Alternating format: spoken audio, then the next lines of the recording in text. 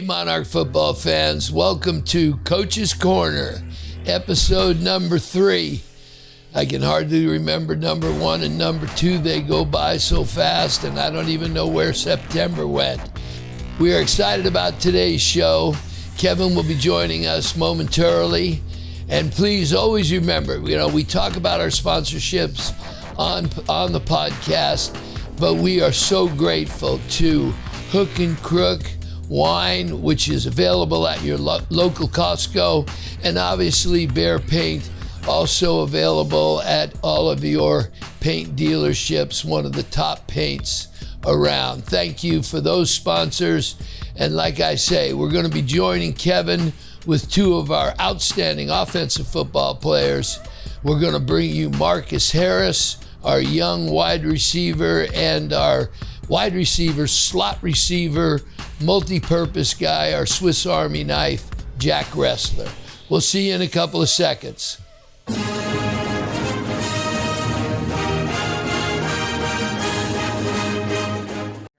down in La Quinta on my way to the desert to ASU, and we were doing some shopping, and there it is, big end cap unit, hook or crook, and so we grab a few bottles, and some lady walks by, and I ended up selling her 2 bottles. There you go. So the modern day magic working outside the studio as well. Best part about that picture was I go, wow, that's a huge amount of space for Hook and Crook, and it's a huge display. Yeah. And I also, Bear Paint say, they can't be more generous in their support of modern day football. That's all our sponsors. Yeah, for sure.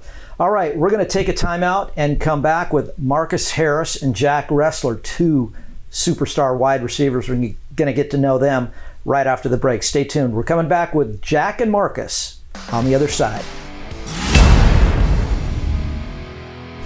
And welcome back. Segment number 2. Kevin Turner along with Marcus Harris and Jack Ressler, 2 superstar receivers. And Marcus, I want to start with you. We were talking about, man, you can take the top off. A 22.5-yard average must be fun this year to be running deep and grabbing balls and making hay. Talk about your quarterback relationship and how fun it's been this year so far in the preseason.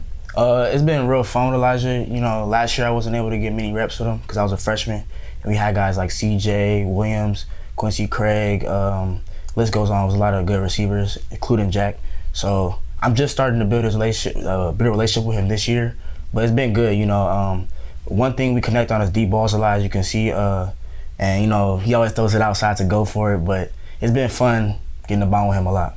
You were balling out in that Corona Centennial game. That must have been a lot of fun because there was a lot of talking going along, and you guys had just played him a couple weeks before in the preseason in a scrimmage. You're from Corona. You also played against him in passing league.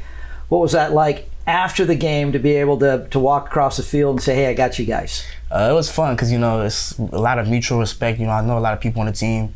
A lot of parents were there that I knew. So it was fun, to be able to, I did that on you, and, I'm from around here, and I was able to go to modern day and do this against you. So, Jack, welcome back. Nice touchdown right before the break, and it's good to see you back balling out, and 14 receptions, and you've missed 2 games, yes, and looks like you're 100% right now from what I saw on tape. Yes, sir. I'm just happy to be back and help my teammates get these wins up.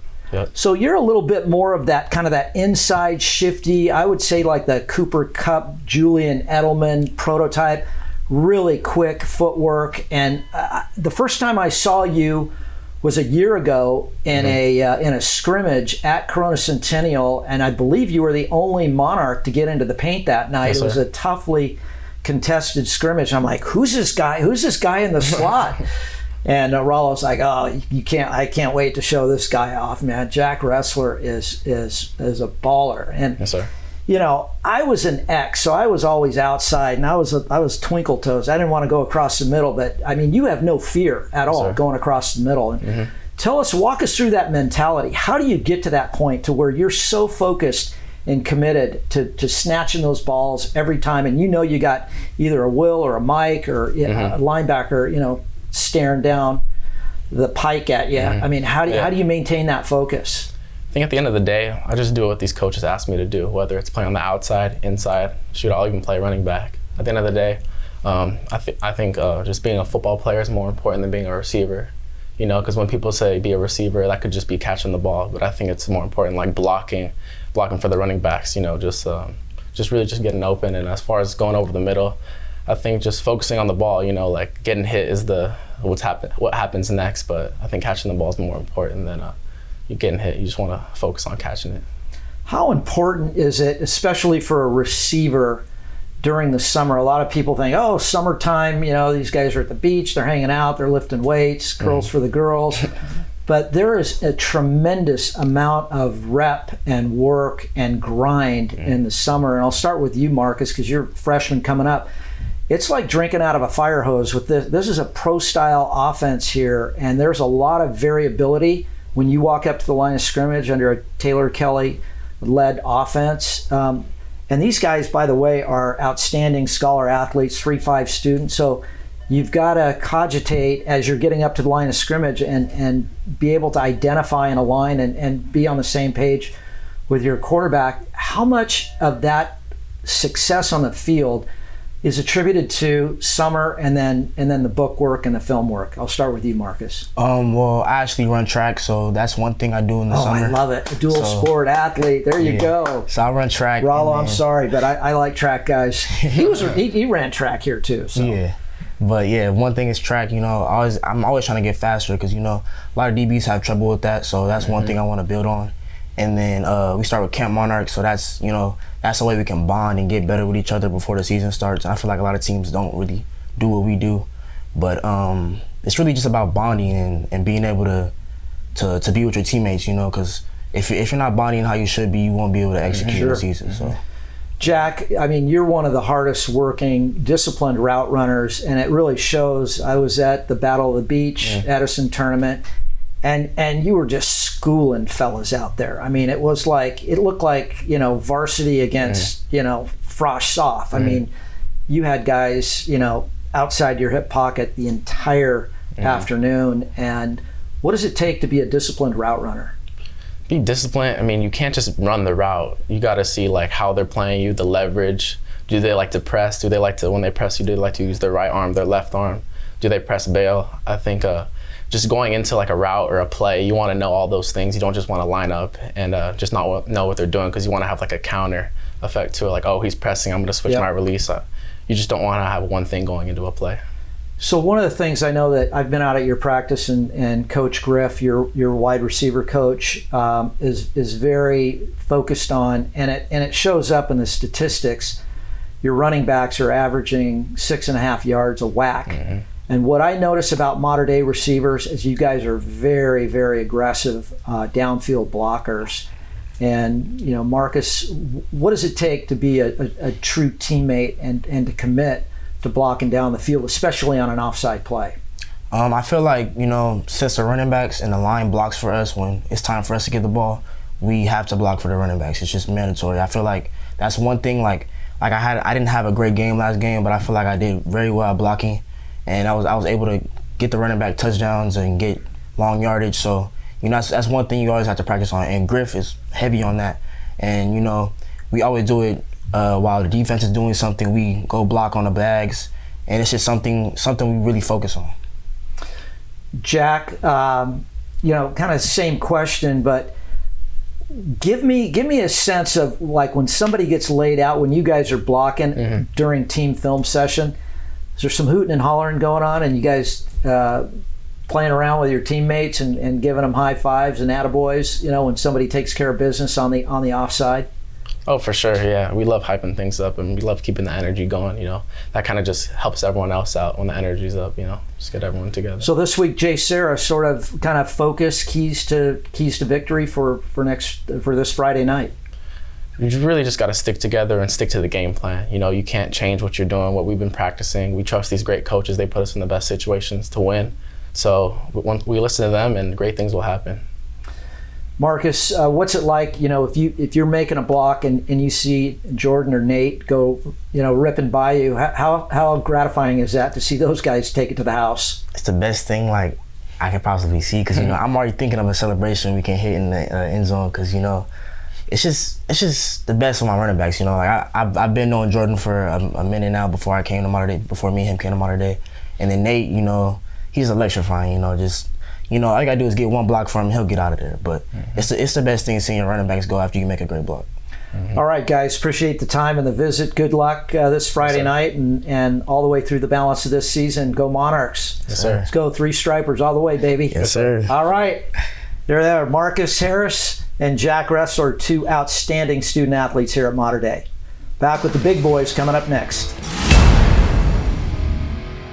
And welcome back, segment number 3. And we are with DeAndre Carter to my far left, 6'5", 350 pounds of raw meanness. He's a junior. And we've got the senior 4-year starter, BJ Tolo, wearing number 62. And gentlemen, thanks for joining us. Thanks for having us. Absolutely. So the hallmark of any great team, in my opinion, it all starts up front with you guys. And I look at your stats. You guys are off the charts in your grading. Obviously very intelligent. Another group of 3.5 student athletes here. A lot of reading and adjustments during practice. But I want to talk to you first because you've been around this program. You've donned the ring, the national championship. Your quarterback right now is throwing for 70%. Sure. Your former quarterback's throwing for like 69%, and he owns a Heisman Trophy. How cool is that to have one of your good pals toting around a Heisman Trophy and playing for the number 1, number 2 team in the nation, depending upon what poll? How cool is that? It's just crazy to me because sometimes I'll just be at home and we're watching NFL and then all I see is Bryce on the TV. Always on commercials with all these Heismans. I'm just a crazy thing to say that I play with that dude. Yeah. So you guys are very big, very strong, very athletic. How much of your success, and I'll start with you, BJ, do you attribute to that, all that iron and the process that Scot Prohaska and the regiment that he puts you guys through? Coach Prohaska, he's an amazing trainer. So when he came, I was a weakling, but then going through his programs, trusting the process, it really improved, not just me, but all of the football teams, the way they look, the way they feel. It's just amazing. Give me me one of these just real quick for the camera. Come on. Yeah, baby, I like it. DeAndre. Yes, sir. I've been around this program for many years, and one of the things that I find fascinating is the Saturday morning flush. Can you share with the fans at home that are watching what Saturday morning is all about here at Mater Dei with those prowlers out there? So basically we get here early, like 7 a.m. We get here, we have roll call, and then we get out. We go to the weight room, we carry out our weight out to the field for the sleds, our prowlers, and we go do our flush, out there. And then after that, we go back out into the weight room, and then we have lift after our prowlers on the field, and then we go up into watching film. And what's that? Are there guys out there maybe losing breakfast or losing their protein shake? Some people. Because it looks like, to me, it looks like the hardest practice of the week is Saturday mornings. Yes, sir. Always. So no rest for the wicked, right, fellas? No, sir. But guess what? You guys are 5-0. You're heading into league play. You had a nice bye week. And BJ, your thoughts on kind of keys to success for Friday night against the JSerra Lions? Keys to success is always watching film, preparing for the team. If you don't watch film, you're not really gonna know who you're going against, and it's going to be really hard to win against that team. But like Coach Rollo says, preparing with film and during practice, he doesn't want us to waste any time, periods or nothing. Just like they always say, practice how you play, and that's what we always do. Yeah, there's so much equity embedded into every rep, and I've gone out there to watch you work and isolate on your bucket step. JSerra's got some good athletic speed on the outside, and so a lot of focus on you're protecting Elijah's backside. He's the left tackle, ladies and gentlemen. So how important is it to make sure that you've got your timing all set for Friday night? It's very important. Preparing, obviously, protect Elijah. He can't see what's coming behind him. Gotta keep him safe the whole game. Yes, sir. So what's your favorite subject here at Mater Dei? Math. All right. Yes, sir. BJ? Economics. I Shout out to Mr. Kelleher, best teacher in the world. It's cool. Supply and demand, right? Sure. I think it's out of whack right now, if you ask me. But you guys talking about that, like supply chain issues and demand variables and supply issues that are happening right now? It's kind of interesting to be looking at it theoretically, and then seeing how it all comes to fruition, in real life. Yes, sir. That's good that you guys are able to apply some of that mathematic and economic theory to everyday life, and I wish you guys a tremendous amount of success and good health, and take it all the way, baby. Yes, sir. Rock and roll, 3 stripes. Rock Let's and roll. go. BJ Tolo and DeAndre Carter, ladies and gentlemen. When we come back, we'll close it out with the coach, Bruce Rollinson, right after this timeout. And we want to welcome you back to our final segment of Coach's Corner, brought to you each and every week by Bear Paint and Hooker Crook Field Reserve Cab from Napa. There it is. Some good stuff. There it is. We bought some last week at Costco, and we were talking in the break. It's like you see these guys practicing or on the field, and they look like grizzly bears. And you just want to stay away from them. Then you see them in real life and get to know them. They're gentle giants. They're sweet as could be.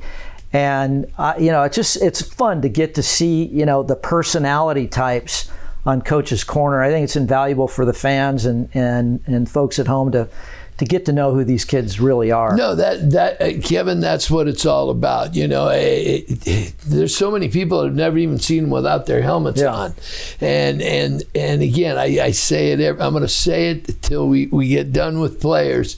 They're great kids, and you do such a tremendous job because this is good training for them, okay? Oh, sure. DeAndre Carter, as you mentioned, I mean, he is on every major college in the nation's top 3 or 4 guys, and BJ is going to have his opportunities.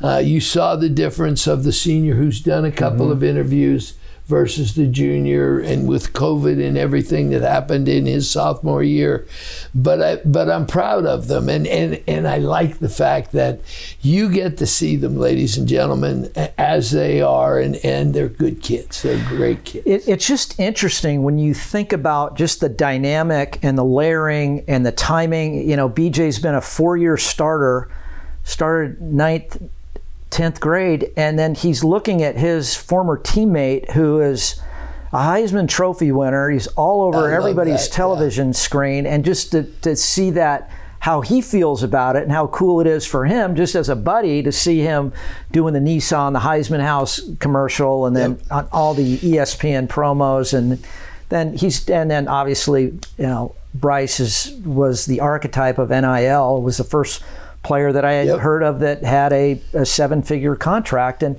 you'd never know it. He's a humble young man, and he's managed this prosperity and success with absolute dignity and pride, and is the epitome of a 3-striper. Here's the thing, okay? Bryce came back for our showcase last May, okay? And we brought all the kids down to the bowl, probably had 60 colleges there.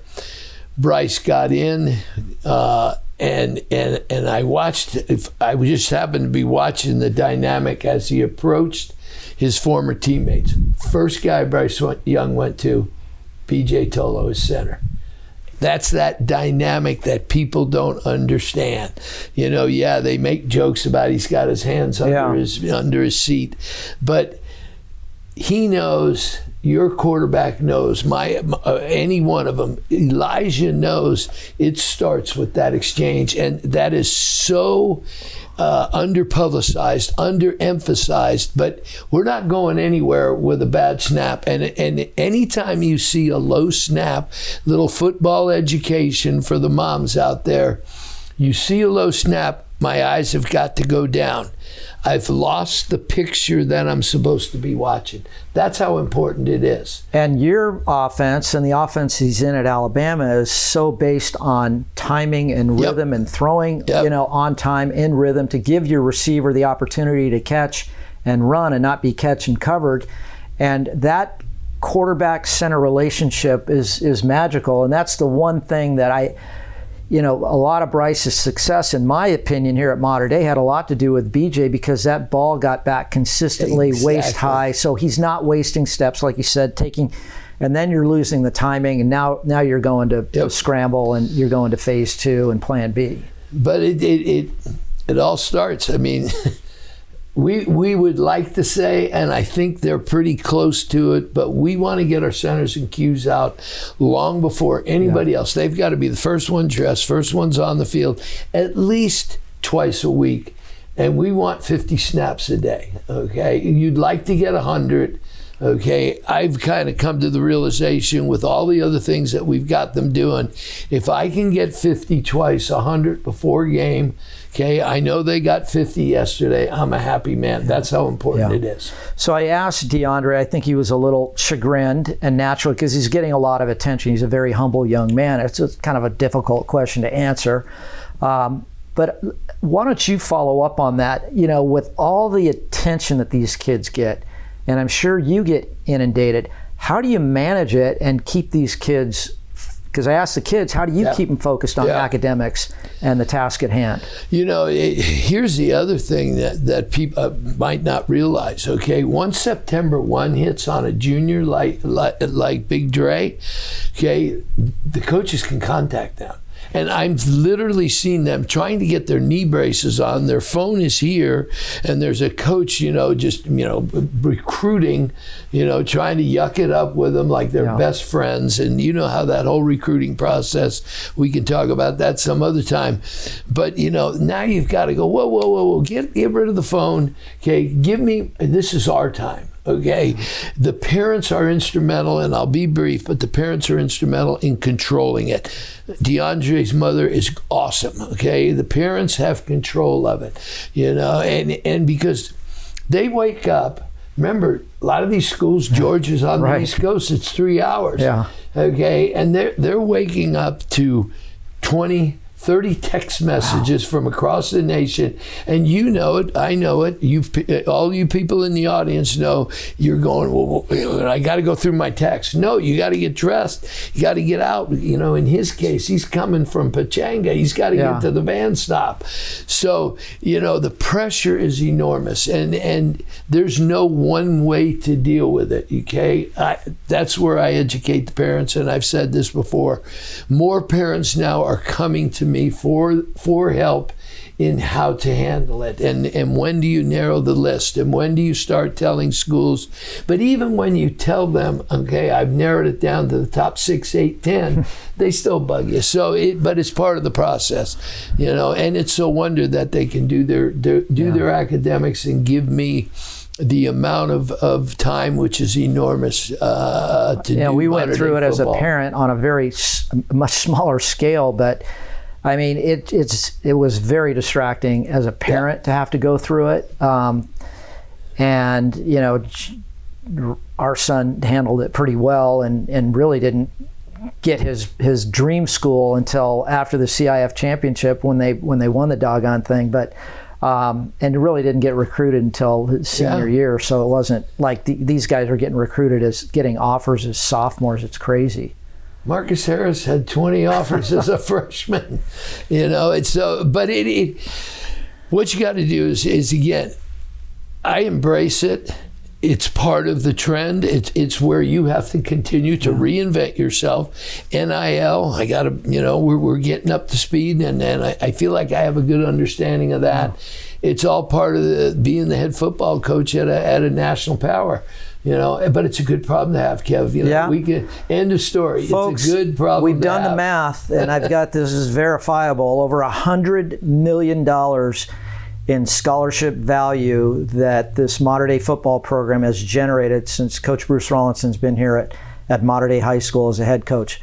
No other program in America can boast that, and it starts with the discipline, the pride, poise, and the courage and the focus, and you do such a great job. People always ask me, why is Mater Dei so successful? And I tell them, because Bruce Rollinson understands not only the X's and O's, he doesn't hire coaches, he builds a staff, that's the football part, but he's committed to extending beyond the field. And for young coaches out there that are getting into this business, look at the blueprint here. You have to commit to fundraising. You have to commit to your booster club. You have to commit to building relationships with officials, with the CIF, with the stakeholders within the community. It is the epitome of being a CEO, and you do it as well as anybody in the country. Thank you. I appreciate that. It's a full-time job, baby. Well, 7 days a week, 365. That's what I do. How it could be a part-time job. All right, well, let's pitch the golf tournament real quickly. Go to moderndayfootball.net. The Rollo Invitational. We're going into our, what is this, our seventh year? Yep. Seventh year. It's been a fantastic success. It's a huge part of our fundraising initiatives here at Modern Day to support the program.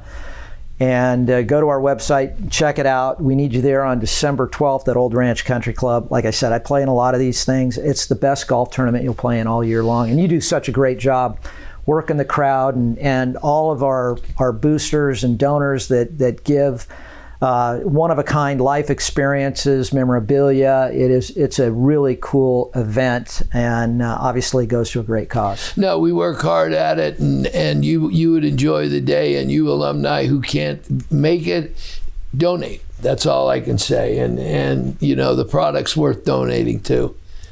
All right, Coach, take us out. Great podcast today, by the way. Ladies and gentlemen, rock and roll, baby. It's on Trinity League. There he is, the coach. I'm Kevin Turner. We'll see you next time.